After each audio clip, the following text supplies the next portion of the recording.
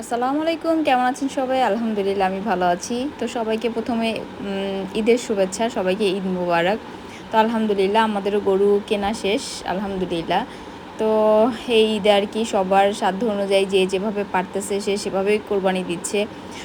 এখন যেহেতু মোটামুটি দেশের অনেকের এই মানে আর্থিক অবস্থা তেমন একটা ভালো না, তো যার যেমন সামর্থ্য তার সেভাবেই কোরবানি দেওয়া উচিত। এটা কোনো আসলে গর্বের কোনো বিষয় না যে আমি বড় দিয়েছি কিংবা সে ছোট দিয়েছে, আমি 10টা গরু দিয়েছি কিংবা সে একটাও দেয় নাই কিংবা সে একটা দিয়েছে। সো এগুলো কিছু না, কোরবানিটা হচ্ছে শুধুমাত্র আল্লাহর জন্য, আল্লাহর উদ্দেশ্যে আমরা আল্লাহকে খুশি করার জন্য কোরবানি দেই।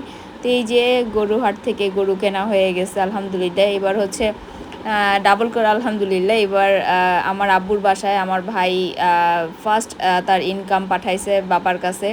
তো আব্বু হচ্ছে সেই টাকার সাথে কিছু টাকা অ্যাড করে গরু কিনছে। তো এই যে আমার ছোটো ভাইটা, ও রিসেন্টলি বাইরে চলে যাবে, তো আলহামদুলিল্লাহ এবারও আমাদের সাথে কোরবানিটা করতেছে।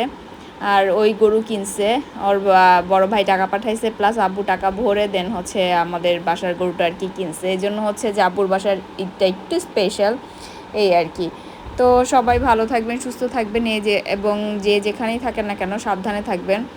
আর মন খারাপের কিছু নাই, সব আল্লাহর ইচ্ছা আর কি। তো আল্লাহ হাফেজ।